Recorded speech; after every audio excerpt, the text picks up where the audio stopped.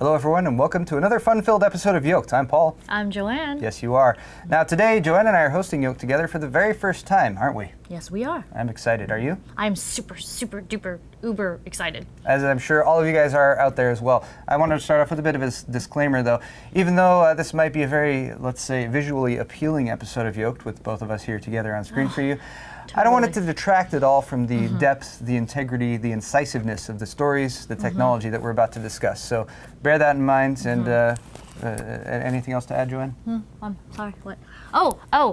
No, but you do have a little something here. Let me get that. In a move that doesn't surprise those of us who are cynical, Time Warner has raised their rates again. This time, they're sneakily including a broadcast TV fee that allows them to raise the rates on customers who have price guarantee contracts.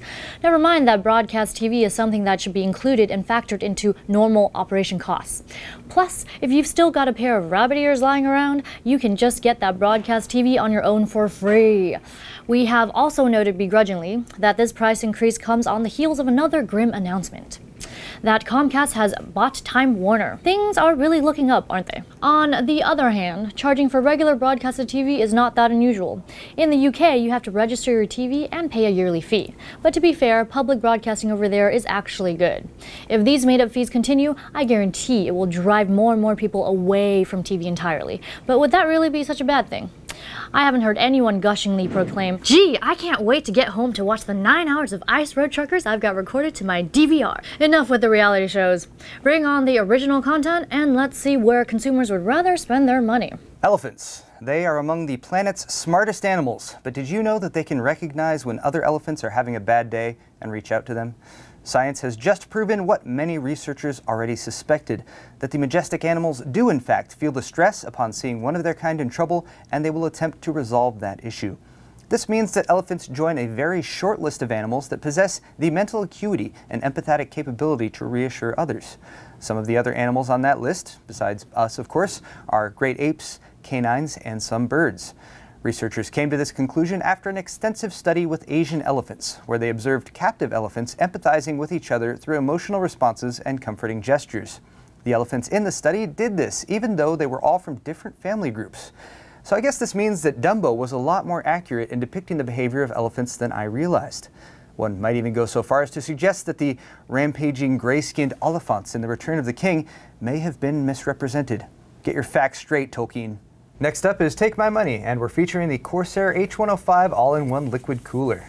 You know what they say about liquid cooling, right, Joanne? No. No, I don't either. Oh, baby, when I'm near you, I get these urges, and I just want to touch you, baby. I want to run my hands all over your body.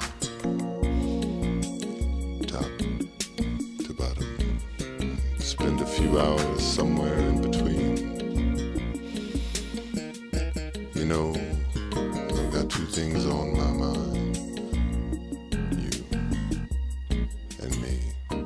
So now do you know what they say about liquid cooling? It's an effective CPU heat dissipation method that can provide excellent overclocking headroom. Next up, it's This Week in Gadgets, where we run down the latest releases and upcoming cool tech, because technology moves faster than you do these days. Ooh, burn. First up, it's a solar-powered socket that sticks to a window, providing you AC electricity so long as the sun is shining. Sorry, Ireland, better luck next time. Next, gone are the days of bad cell phone reception, or so this next gadget promises. The P-Cell from OnLive would make the frequencies that normally bog down a network work together to generate better reception. Just think how beneficial this kind of technology would be during an emergency when people are assailing the network to try to get in touch with loved ones. Finally, if you're someone who's lost their keys in the last week or so, then you'll be thankful this next product exists. Nokia has released their treasure tag device designed to latch onto your keys, phone, or other valuable objects and keep tabs on them so you don't have to. Using Bluetooth and NFC, the tag pairs with a compatible mobile device and acts as a sensor to locate your missing item.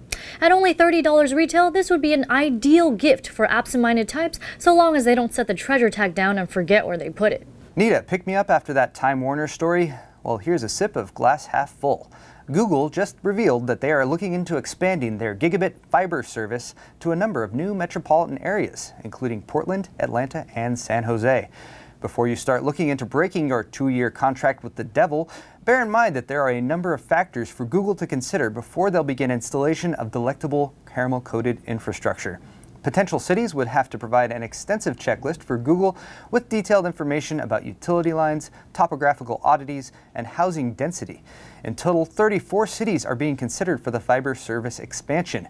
If the G team follows through on all 34, it would be a huge jump from the number of cities which currently offer Google Fiber, which is all of 3. Damn you, Austin! Even with this kind of deployment, Google Fiber would still only be a serious competitor for the Comcast-Warner conglomerate in these select areas. But that doesn't stop them from trying to argue that fact when confronted with accusations of creating a monopoly on broadband service.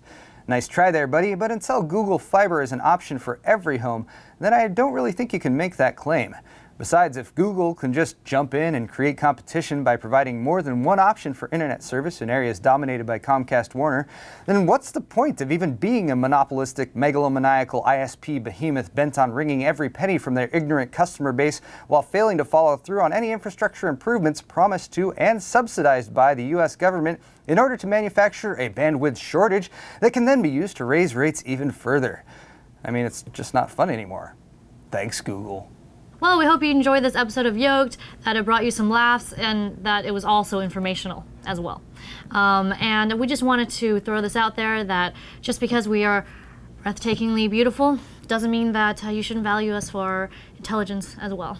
Joanne, your hair's so soft. What conditioner are you using? I know, right? I use Infusium. Like Anna told me about this like some time ago. It's really nice. I know, think I and it should try just gives you this shine. I love it. You should try that on your little goatee, you know? Oh, okay. Really just make it I've been looking for something new to use there to kind of give it some more volume. All right, well, that wraps it up. No, keep working. Anyway, once again, we hope you enjoyed this. Don't forget that Yolk'd is on Tuesdays and Thursdays, Newegg on Wednesdays, and you have just been yoked.